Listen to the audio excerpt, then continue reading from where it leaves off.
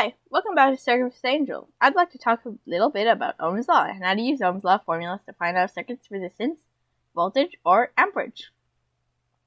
I want to keep this as simple as possible and try not to bore you, but I'm not sure I'll succeed. Wish me luck. Here we go. The Ohm's Law formula looks like this. V equals I times R. I equals V divided by R, and R equals V divided by I.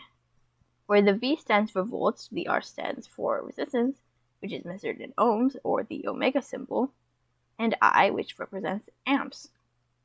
Just remember, V is the difference in voltage between 2 points in a circuit.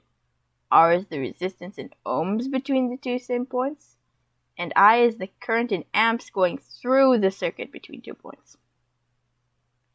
We use Ohm's Law to calculate components that we'd like to use and make sure that these parts don't stretch out or get blown up. I mean, it's always great to use the parts properly so they don't explode or pose a danger to you.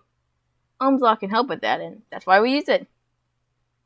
In many of the binning experiments, I'm not really going to use Ohm's Law, but really I can use the formulas to make a more accurate circuit, and probably a better one too. I just want to give you a quick overview of why these formulas are important and useful. Let's use some example and I'll show you how to use Ohm's Law. Most of these will be word problems. Most of these I will make a cool picture because I think it will help you visualize why you're using this formula in the first place. So I have this one circuit diagram and I'd like to find the proper resistor or R value for an LED circuit. What we know from this circuit question is the voltage, which is 2 volts, and the amperage or I, which is 10 milliamps. The formula for this is R equals voltage divided by current, which is I. So V divided by I, or 2 volts divided by 10 milliamps, which would equal 200 ohms, or use this symbol, 200 ohms, but it's an omega symbol. After using this formula, we know that using a 200 ohm resistor would work perfectly. Anything more or less, more would choke at the LED, and less would make it stress because too much current will pass through the LED and burn it out. That's sad. Let's do another question to find resistance. I imagine you have a circuit that is 25 volts and 2 amps to run. We have to find the resistance of this lamp. Again, it's the same formula as V equals voltage divided by I.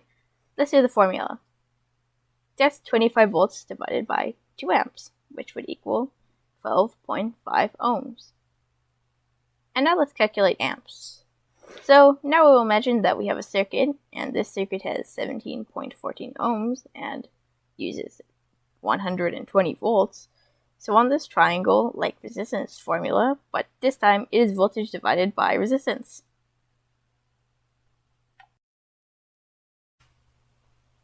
Now that equals 7 amps. And voltage is simply current multiplied by resistance, or the other way around. So we have a simple LED circuit, and it has 400 ohms in it, and 5 milliamps of current. So this would be 400 ohms and 0.005 amps, which is 2 volts.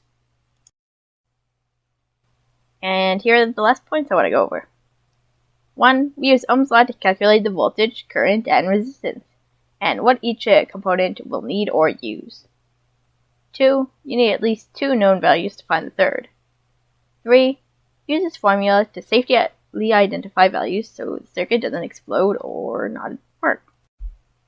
Thanks for watching and see you next time!